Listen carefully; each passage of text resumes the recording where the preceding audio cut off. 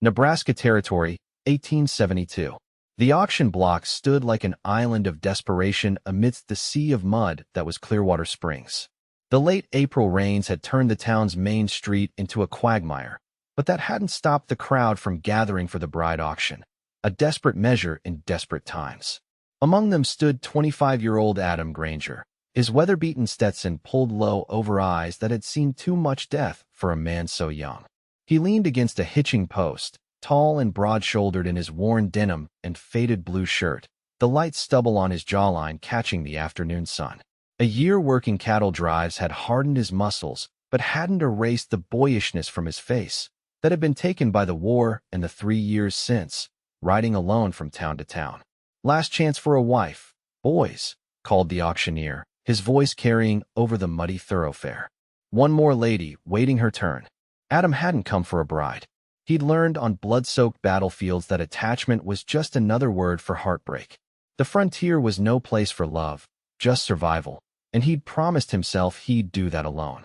A man riding solo had only himself to worry about when the blizzards came or Sioux war parties appeared on the horizon.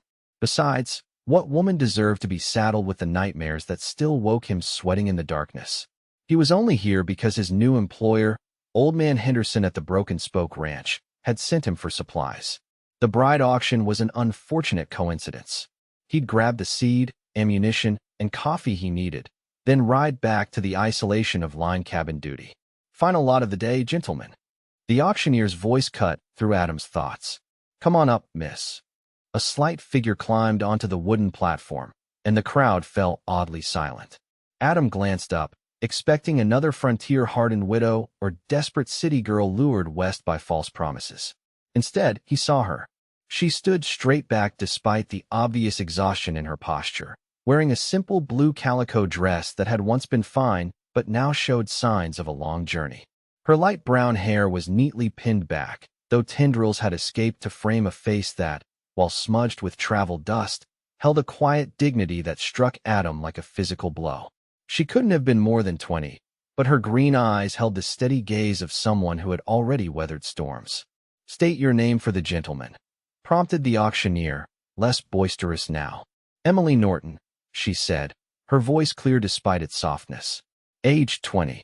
Miss Norton here arrived on yesterday's stage. She's educated, can read and write, and claims some knowledge of bookkeeping." The auctioneer continued, but with notably less enthusiasm than he'd shown for previous lots. "She comes with a small trunk of possessions, and, well, not much else." Adam noticed what the auctioneer wasn't saying. The other women had brought dowries, however modest, cooking pots, quilts, perhaps a family Bible. This girl appeared to have nothing but the clothes on her back and whatever fit in a single trunk. "Let's start the bidding at $50, the auctioneer called, but his voice lacked conviction. Silence fell over the crowd. Men shuffled their feet in the mud, avoiding eye contact. A few whispered to each other, and Adam caught fragments. "Looks sickly," and "probably consumptive," and "can't work a homestead." Emily Norton's expression never changed, but Adam saw her knuckles whiten as she gripped her hands together.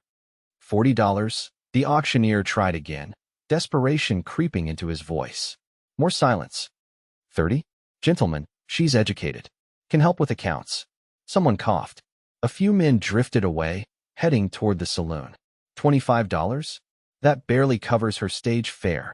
The auctioneer looked genuinely distressed now.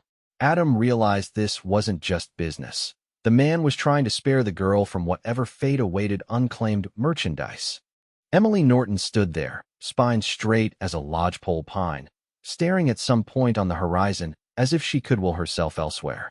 But Adam had seen that look before, in his own reflection when water ran clear enough.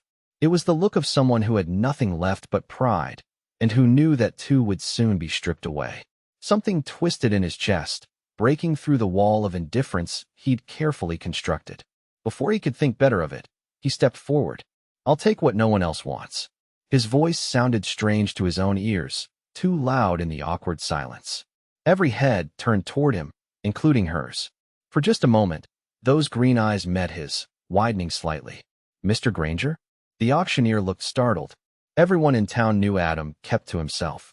$20, Adam said firmly, pulling the coins from his pocket. It was half of what Henderson had given him for supplies, but something in him couldn't stand by and watch what would happen to her otherwise. Sold. The auctioneer's gavel came down with unseemly haste. The lady goes to Mr. Adam Granger of the Broken Spoke. Emily Norton's face betrayed nothing as she stepped down from the platform, but Adam didn't miss how her hands trembled slightly as she gathered her skirts to navigate the muddy street. He approached her awkwardly, suddenly realizing he had no idea what to say to the woman he'd just purchased. The thought made him sick. "I have a cabin," he said stiffly, stopping a respectful distance away. "It's small but dry. You'll be safe there until you decide what you want to do next." She studied him with those clear green eyes.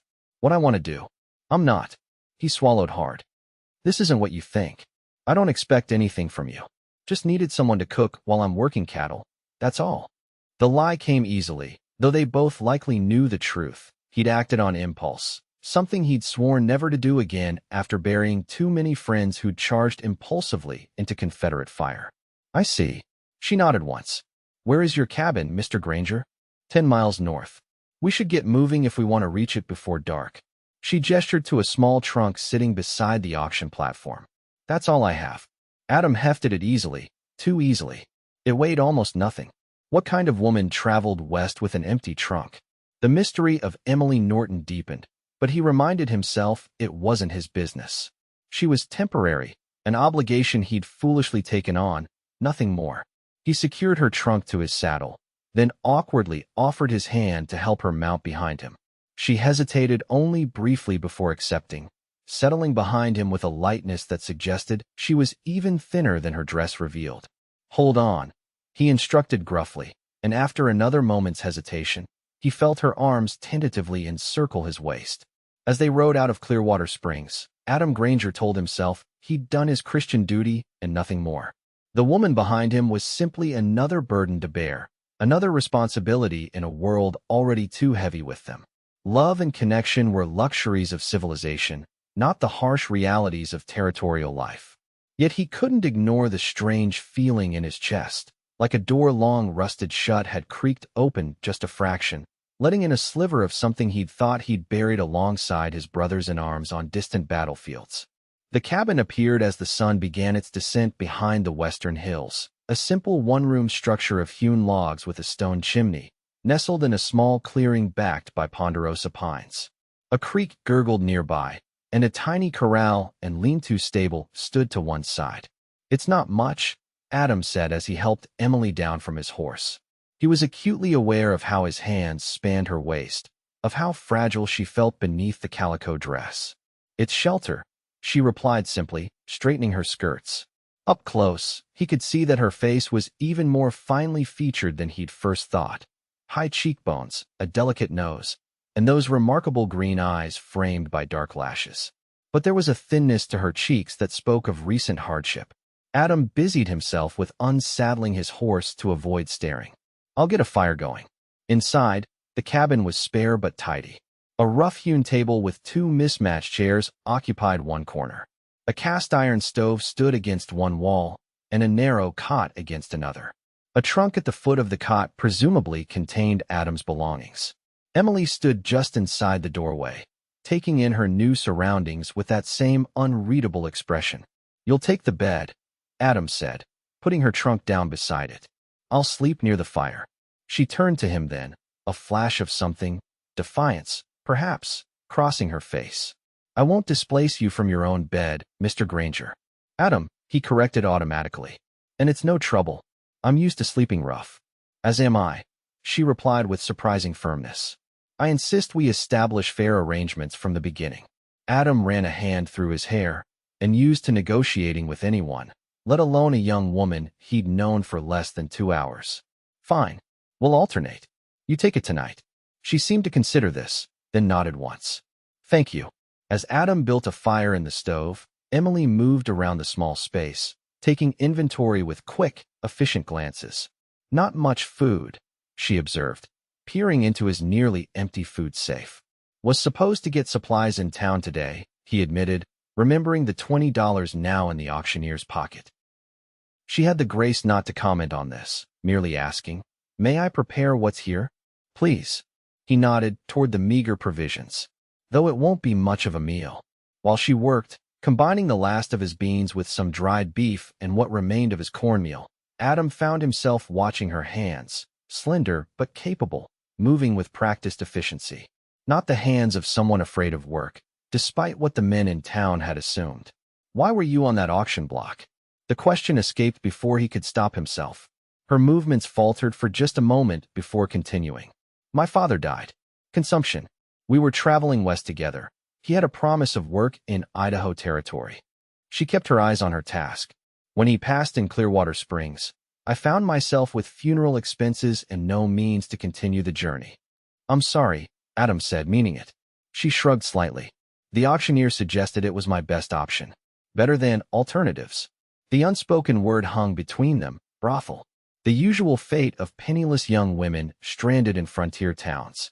Your accent, you're from back east? He asked, trying to steer the conversation elsewhere. Philadelphia, she confirmed. My father was a bookkeeper for a manufacturing concern. When the business failed after the war, we decided to try our fortunes in the West. She stirred the pot with careful attention. And you, Mr. Granger, Adam? Kentucky originally. Then the war. He didn't elaborate, and something in his tone must have warned her not to ask further. They ate in awkward silence, the beans tastier than Adam's usual fare despite the limited ingredients. Afterward, he insisted on cleaning up while Emily unpacked her trunk. He couldn't help noticing how little emerged. 3 books, a writing set, a daguerreotype in a small frame, a few items of clothing carefully folded to hide their wear. The sum total of a life. I want to make something clear, he said as night fell and the time for sleeping arrangements approached. I meant what I said in town. I don't expect, that is, this isn't a marriage in truth, she finished for him, her cheeks coloring slightly. I understand. I just couldn't leave you there, he admitted, surprising himself with his honesty. But I'm not looking for a wife. I've seen too many women widowed out here, too many children orphaned. The frontier is no place for families. She looked at him steadily. Yet people keep trying anyway. Fools, he said, more harshly than he intended. Hope is a luxury that gets people killed in these parts. Perhaps, she said quietly, turning away to prepare for bed. But without it, I'm not sure survival alone is worth much. Her words hit him with unexpected force, like a bullet finding a chink in carefully constructed armor. He turned away, unrolling his bedroll near the stove and stretching out fully clothed, his back to her. Good night, Mr. Granger, came her soft voice from the darkness. Good night, Miss Norton, he replied, staring into the dying embers and wondering what madness had possessed him to bring this complication into his carefully ordered solitude. Dawn broke with a clarity unique to the high plains, the light creeping through the cabin's single window to find Adam already awake, having slept poorly. Emily Norton still slumbered on his narrow cot, one hand tucked beneath her cheek, looking younger and more vulnerable in sleep than she'd allowed herself to appear awake. He slipped outside to tend to his horse and the small flock of chickens he maintained, grateful for the routine that required no thought. By the time he returned, Emily was up and dressed, her hair neatly pinned once more, warming water on the stove. I thought you might want to wash, she said by way of greeting. The thoughtfulness caught him off guard. Thank you. They fell into an uneasy routine over the following days. Adam rode out each morning to check Henderson's northern grazing lands, returning by midday. Emily kept the cabin, proving herself adept at stretching their limited provisions into palatable meals and finding wild onions and early greens to supplement them. They spoke little, circling each other like wary animals, each unsure of the boundaries of their arrangement. At night, they alternated use of the cot as agreed, though Adam often found sleep elusive, too aware of her presence a few feet away. On the 4th day, Adam returned to find Emily outside the cabin, a makeshift fishing pole in hand, several decent-sized trout already strung on a line beside her. You fish, he said, surprised. She looked up, a strand of light brown hair falling across her face. My father taught me. We camped by many rivers on our journey west. That evening, as they ate the crisp-fried trout, Adam found himself asking, what was your plan? Before your father fell ill, I mean. Emily dabbed her lips with a handkerchief, a small gesture of gentility preserved despite circumstances. Father had arranged to keep books for a mining company in Boise. I was to teach in the company school. A shadow crossed her face. I still hope to teach someday. You'd be good at it, Adam said, surprising himself with the observation. She looked equally surprised. Thank you. What about you? Working cattle for Henderson isn't what you want forever, is it? Adam stared into his coffee cup. Hadn't thought much beyond the next season. It was a lie, and from her expression, she knew it. The truth was he hadn't let himself think of futures or dreams since the war. Those were luxuries that led to disappointment. Everyone has dreams, she pressed gently. Something about her quiet persistence broke through his usual reticence. Land, he admitted. My own spread someday. Henderson's got a piece up north he might sell once I've saved enough. He hadn't told anyone this, not even Henderson himself. She smiled then, a genuine smile that transformed her face and sent an unexpected warmth through Adam's chest. I hope you get it. The next morning, Adam rode into Clearwater Springs with a list of supplies they needed. Emily had insisted on giving him the small amount of money she'd managed to hide in the lining of her trunk. For my share, she'd said firmly. He'd protested, but recognized the pride behind the gesture. In town, he encountered Henderson, a grizzled rancher in his 60s who'd taken a chance on Adam when he drifted into the territory 2 years earlier. Heard you picked up a bride at auction, the old man said without preamble, falling into step beside Adam as he headed for the general store. Not exactly, Adam replied stiffly. Henderson eyed him shrewdly. Town's talking. Says you outbid no one for a consumptive girl with no dowry. She's not consumptive, Adam snapped, then reined in his temper. It's a temporary arrangement. Sure it is, Henderson said, not bothering to hide his amusement. Which is why you're buying feminine fripperies. Adam looked down at the list in his hand, realizing belatedly that alongside practical items like coffee and flour, Emily had neatly written thread, needles, and soap if possible. She needs things, he said defensively. Henderson's expression turned serious. Listen, boy, I've watched you work yourself half to death these 2 years, never taking a day off, never joining the men in town. Like you're doing penance for something. Adam said nothing, his jaw tightening. Whatever you're running from, maybe it's time to stop, the older man continued. Life's short out here. Too short to spend alone. Is that all, Mr. Henderson? Adam asked stiffly. The rancher sighed. Take the week off. Get your cabin in better shape if you've got a woman there now. I don't need, wasn't asking, Henderson cut him off. Consider it a belated wedding gift. Before Adam could protest further, Henderson clapped him on the shoulder and walked away, leaving Adam staring after him in frustration. At the general store, Adam grudgingly added to his purchases a bolt of sturdy cotton fabric, a small looking-glass, and a hairbrush. The shopkeeper's wife, a kindly woman who'd always treated Adam with motherly concern, added a packet of wildflower seeds without charging him. For your bride, she said with a wink. Every woman likes flowers around her door. Adam didn't correct her assumption. It was simpler not to explain. When he returned to the cabin, Emily's face lit up at the sight of the supplies, especially the unexpected additions. You remembered everything, she said, running her fingers over the fabric with obvious appreciation. And this, you didn't have to. Figured you might need it, he said gruffly, uncomfortable with her gratitude. That evening, after telling her of Henderson's enforced week off, Adam found himself promising to help Emily create a small garden plot beside the cabin. Just practical, he insisted when she expressed delight at the idea. Save money if we can grow some vegetables. She didn't comment on his use of we instead of I, but something in her expression made him wonder if she'd noticed the slip. The next day, they worked side by side turning the soil for the garden. Emily had shed her dress's outer layer in the spring warmth, working in her lighter cotton underdress with sleeves rolled up. Adam found himself distracted by the gentle curve of her neck, the way sunlight caught in her hair, transforming ordinary brown into something richer. You're staring, Mr. Granger, she said without looking up from her work. Heat crawled up his neck. Adam, he corrected automatically. And I was just thinking you work harder than most men I know. She paused, pushing a strand of hair from her forehead with the back of her hand. Necessity is an excellent teacher. Your father raised you well, he offered. A shadow crossed her face. He did his best after Mother died. We struggled, especially after the war, but he never let me feel it was my fault. Why would it be your fault? Adam asked, genuinely puzzled. She glanced at him, a quick, assessing look. Many men would consider a daughter a burden, especially without a son to balance the ledger, so to speak.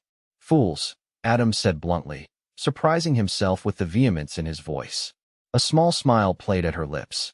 You seem to think most people are fools, Mr. Granger. Adam, he insisted again. And yes, most are. Chasing dreams that get them killed out here.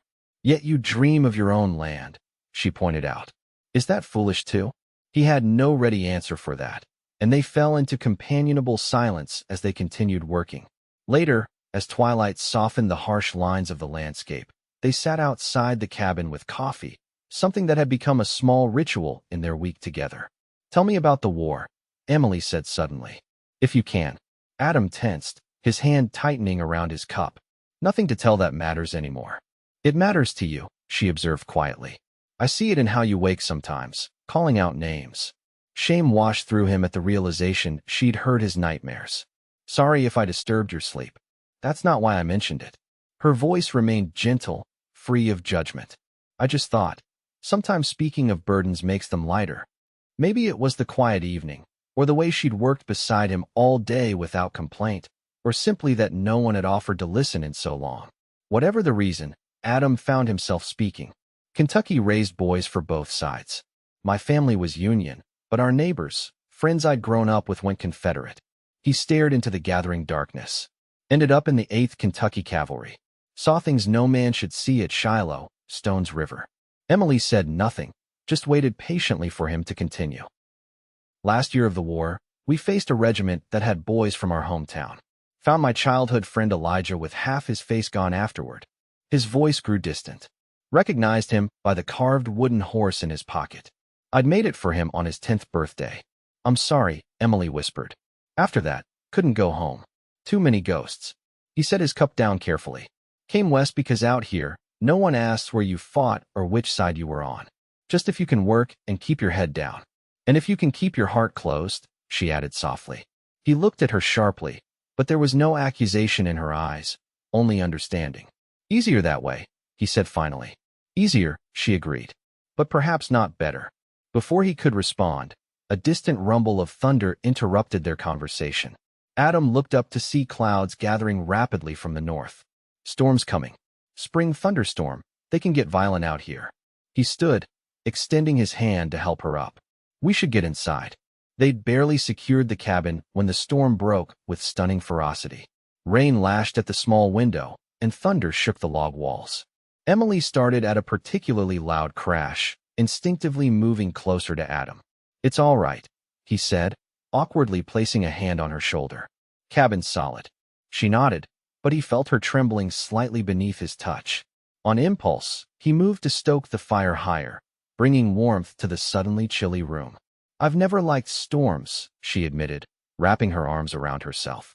My mother died during one, pneumonia after getting caught in a downpour. The confession touched something in Adam. Without thinking, he retrieved a small metal flask from his trunk and poured a measure of whiskey into 2 cups, offering her one. For the nerves, he explained. She accepted with a small smile, taking a cautious sip and coughing slightly at the burn. Strong medicine, Mr. Granger. Adam, he corrected again, and this time his voice was softer. The storm raged outside while inside. The whiskey and fire created a pocket of warmth. Emily gradually relaxed, color returning to her cheeks. When another thunderclap shook the cabin, she jumped, and Adam found himself reaching for her hand without thought. She didn't pull away. Instead, her fingers curled around his, warm and surprisingly strong for their delicate appearance. Tell me something good, she requested quietly. Something from before the war. The request caught him off guard, but he found himself casting back to memories long suppressed. My mother kept bees, he said finally. Had a way with them like I've never seen. Could walk right up to a hive without smoke. Take honey without a single sting. Emily's face softened with interest. A gift indeed. She said the secret was respect. Moving slow, letting them know you weren't there to harm them. He smiled faintly at the memory. Said people were the same way. Approach with respect, move slow, don't make sudden moves. Wise woman, your mother. She was. The pain of her loss, dulled by years, throbbed fresh for a moment. Yellow fever, 1862. while I was away fighting. Emily's fingers tightened on his. I'm sorry, Adam. It was the first time she'd called him by his given name without prompting. Something shifted between them in that moment. A barrier lowered, a distance shortened. Outside, the storm began to subside, the thunder moving eastward, the rain settling into a gentle pattern against the roof. Inside, neither of them moved to break the connection of their joined hands. Later, Adam wouldn't be able to say which of them moved first. Only that suddenly Emily was in his arms, her face tilted up to his, and he was kissing her with a hunger that shocked him with its intensity. She responded with equal fervor, her hands coming up to frame his face, her body pressing closer. Adam lost himself in the sensation, in the sweet taste of her lips, in the feeling of holding someone, of being held, after years of emptiness. Reality crashed back when his hands encountered the buttons at the back of her dress. He pulled away abruptly, breathing hard, shame washing through him. I'm sorry, he said hoarsely. I shouldn't have. Adam, she interrupted, her voice steady despite her flushed cheeks and rapid breathing. I wanted you to. This isn't why at the auction, I never intended. I know. She touched his face gently. You're a good man, Adam Granger. Better than you believe. He caught her hand, holding it against his cheek for a moment before releasing it and stepping back. You deserve better than a broken soldier in a one-room cabin. Perhaps you should let me decide what I deserve, she said with unexpected firmness. They went to their separate sleeping places that night, Adam by the stove, Emily on the cot, but something fundamental had changed between them. A door had been opened that could not be easily closed again. The following days brought a new tension to the cabin, an awareness that crackled between them like electricity before a storm. They worked together, improving the cabin and tending the newly planted garden, their hands occasionally brushing, gazes meeting then quickly averting. Adam found reasons to ride out, checking fence lines that didn't need checking, hunting when they had plenty of food. Each time he returned, the sight of Emily working around the cabin sent a complicated surge of emotion through him. Desire tangled with fear, hope warring with the certainty that happiness never lasted in the harsh reality of frontier life. A week after the storm, Adam returned from town with news. Henderson's invited us to a gathering at the main ranch house tomorrow. Spring celebration, he calls it. He shifted uncomfortably. We don't have to go. Emily looked up from the shirt she was mending, one of his, though he hadn't asked her to do it. Do you want to go? Not particularly, he admitted. But Henderson's a good boss. Might be rude to refuse. She studied him thoughtfully. You're worried about what people will think. About us. His silence was confirmation enough. What exactly is our arrangement, Adam? She asked quietly. Am I your housekeeper? Your. She hesitated. Wife in name only. The directness of the question startled him. I don't know, he admitted. When I spoke up at that auction, I wasn't thinking clearly. Just knew I couldn't let you. He trailed off, unable to voice the alternatives that might have awaited her. And now, her green eyes held his steadily. It's been nearly 2 weeks. We can't continue indefinitely in this uncertainty. What do you want? He asked, the question feeling dangerous even as he spoke it. I want. She set aside her sewing, choosing her words carefully. I want a life of meaning. I want to teach children someday, yes. But I also want. She took a deep breath. I've grown to care for you, Adam. More than I expected to. The simple confession hit him like a physical blow. Emily, he began, then stopped, unsure what to say. The thought of her caring for him, wanting him, filled him with equal parts longing and terror. I understand if you don't feel the same, she continued, her composure remarkable despite the faint trembling of her hands. If that's the case, perhaps you could help me find a position in town or passage to Boise to pursue my original plan.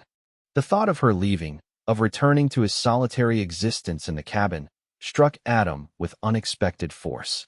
The emptiness that had seemed natural before now loomed like a punishment. I don't want you to go, he said finally, the words feeling inadequate for the complexity of his feelings. But I'm not sure what I can offer you. My plans, such as they are, never included anyone else. She nodded once, accepting this without visible disappointment. Then we'll go to Henderson's gathering as friends and decide our future afterward.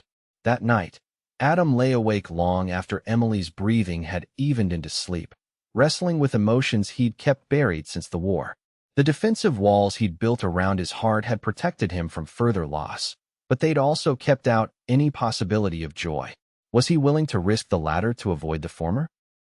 He had no answer by morning, but as they rode together to Henderson's ranch, Emily seated behind him on his horse, her arms around his waist, Adam found himself noticing the beauty of the spring landscape in a way he hadn't in years. Wildflowers dotted the prairie, and the distant mountains stood clear against a perfect blue sky. Henderson's ranch house was the largest structure for 50 miles, a sprawling two-story affair built of squared logs with a wide veranda. A dozen horses were already tethered outside, and the sounds of music and laughter drifted from within. Adam felt Emily's grip tighten slightly as they approached. "Nervous?" he asked quietly. "A little," she admitted. "I haven't been in company since Father died." He helped her down from the horse, struck again by how light she felt in his hands. "You'll be the prettiest woman there," he said without thinking. A blush colored her cheeks. "Hardly, but thank you." Inside, the gathering was in full swing. Ranch hands and their families mingled with the few townspeople who'd made the journey out. Henderson spotted them immediately, bustling over with his wife, a plump, cheerful woman who'd mothered half the county. "So this is your bride," Mrs. Henderson exclaimed, enveloping Emily in an enthusiastic embrace. "My dear, we've heard so much about you." Before Adam could correct her assumption, Emily smiled warmly. "I'm Emily Norton. It's a pleasure to meet you, Mrs. Henderson. Margaret, please. And this taciturn cowboy of ours hasn't been mistreating you out in that lonely cabin, has he?" She winked at Adam, who felt heat climbing his neck. "On the contrary," Emily replied smoothly. "Adam has been a perfect gentleman." Something in her tone made Adam look at her sharply, but her expression revealed nothing. Henderson clapped Adam on the shoulder. "Come have a drink, boy. Let the women get acquainted." As Margaret Henderson swept Emily away toward a group of ranch wives, Adam followed his employer to where drinks were being served. The older man handed him a glass of whiskey. "She seems a fine girl," Henderson observed. "Too fine for a lone cabin, if you don't mind my saying." Adam sipped his drink, unsure how to respond. Henderson wasn't deterred by his silence. "Been meaning to talk to you about that piece of land up north. 160 acres, good water rights." Adam's attention sharpened immediately. "What about it? Thinking of letting it go to the right buyer?" Henderson eyed him meaningfully. "Someone who might settle there permanent, build something lasting." "I've been saving," Adam said carefully.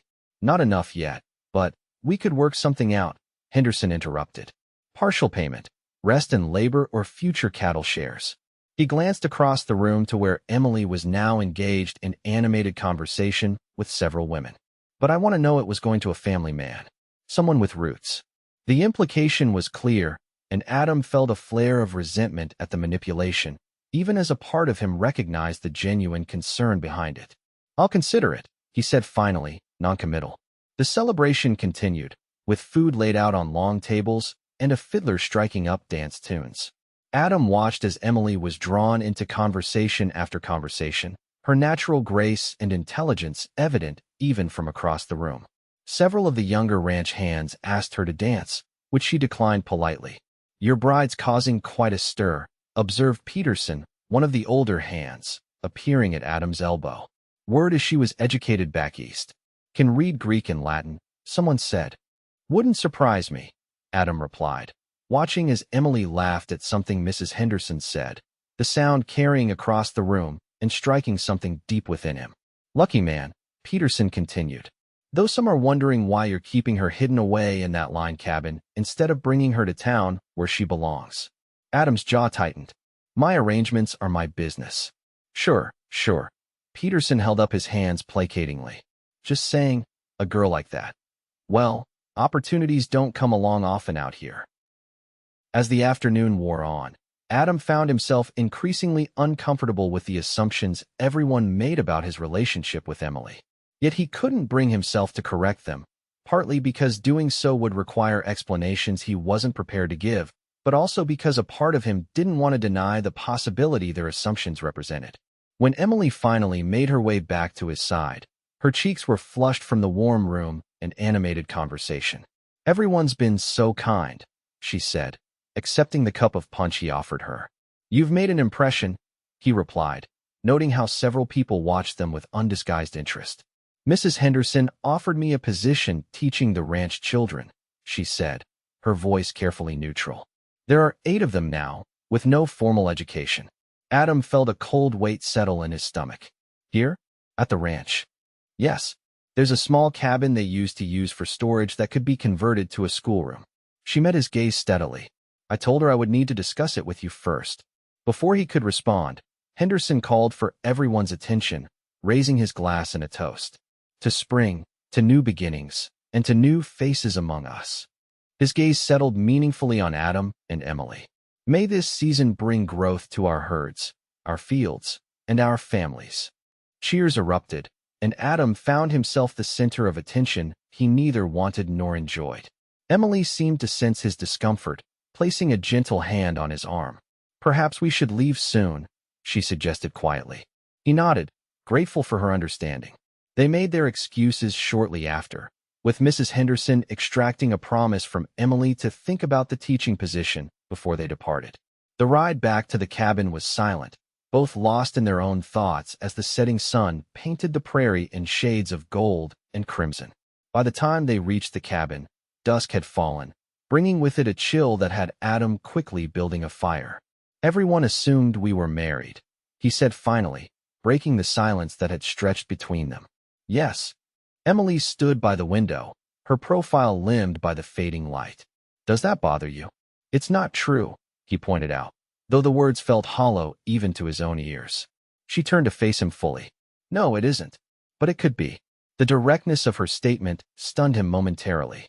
Emily, let me finish, she said, her voice gentle but firm. I won't pretend I came west looking for a husband, or that our meeting was anything but circumstance. But these weeks with you, I've come to care for you, Adam. Deeply. She moved closer, firelight catching the gold highlights in her hair. I see how you fight against feeling anything, how you've convinced yourself that isolation is safety. But it isn't living, Adam. It's just existing. People die out here, he said, his voice rougher than he intended. Women are widowed, children orphaned. The frontier isn't kind to dreams or attachments. People die everywhere, she countered. My mother died in Philadelphia. My father died on the journey west. Would they have been better off never loving, never trying for something more? That's different, is it? She was standing directly before him now, close enough that he could see the flecks of gold in her green eyes. The war taught you that caring leads to loss. I understand that, Adam. But what about what we might gain? He wanted to turn away, to retreat back behind the walls he'd built so carefully, but found himself rooted to the spot by the intensity of her gaze. Henderson offered me that land to the north, he said abruptly. But he expects. A family man, she finished for him, a small smile playing at her lips. Yes, Mrs. Henderson mentioned something similar about the teaching position. They're manipulating us, he said, a flare of anger rising. Perhaps. Emily's hand came up to rest against his cheek, her touch feather-light. Or perhaps they see what we've been circling around these past weeks. What I felt when you kissed me during the storm. The memory of that kiss flooded back, weakening his resolve. I have nothing to offer you, he said hoarsely.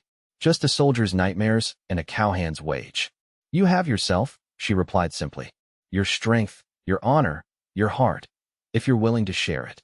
Her thumb traced his cheekbone gently. I don't need wealth or position, Adam. I just need to know if there's room in your life, in your heart, for me. Something broke open inside him then, a dam crumbling under pressure too long sustained. With a sound that was half groan, half surrender, Adam pulled her into his arms, his lips finding hers with desperate hunger. Emily met his passion with her own, her body molding against his as if made to fit there. This time, when his hands found the buttons of her dress, she guided them, encouraging rather than resisting. Are you sure? He whispered against her lips, giving her one last chance to turn back.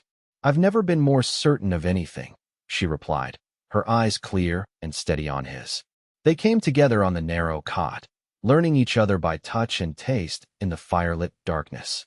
Adam, who had known only violence and loss for so long, found himself undone by the gentle strength of her hands, the soft sighs of her pleasure, the way she whispered his name like a prayer.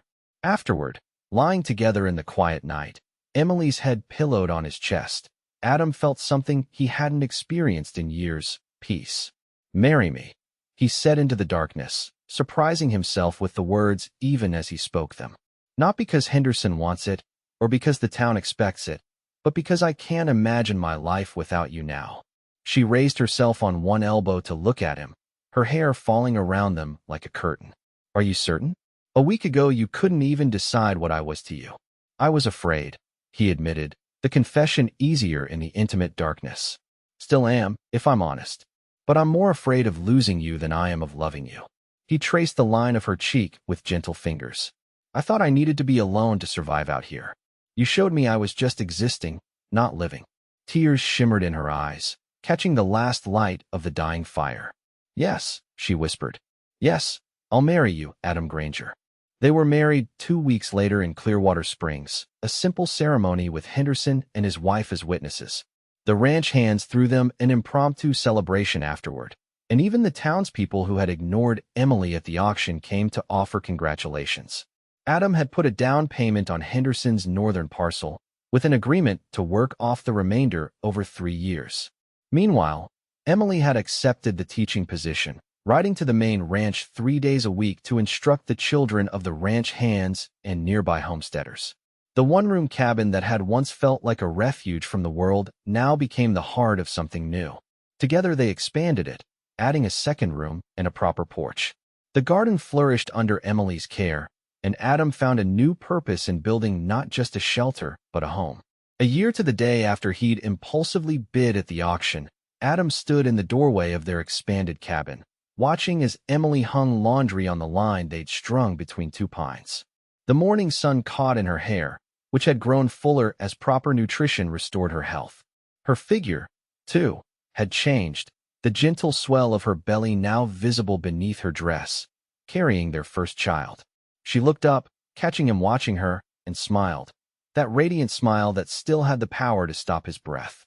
"What are you thinking, husband?" she called, one hand resting protectively over their unborn child. He crossed to her, placing his hand over hers. "That I'm the luckiest fool in the territory," he said honestly. "That day at the auction, I thought I was saving you." "You were," she said softly. He shook his head. "No, you saved me, Emily, from a life half-lived, from the fortress I'd built that was really just a prison." She leaned into him, her head resting against his chest. "Perhaps we saved each other." Adam looked out over the land that was now truly theirs, the cabin with smoke curling from its chimney, the garden with its neat rows, the small corral where his horses grazed alongside the mare he'd bought Emily for her birthday. In the distance, the foundation of the larger house they would build when the baby came stood outlined against the prairie. The frontier was still harsh, still dangerous. Winter blizzards would come, and summer droughts. There would be hard years alongside good ones. But no longer did he face these challenges alone, fortified only by grim determination. Now he had love, Emily's love, the love of the child growing beneath her heart, and his own reclaimed capacity to love in return. Not a weakness after all, but the greatest strength he'd ever known. "Yes," he agreed, pressing a kiss to her hair. "We saved each other."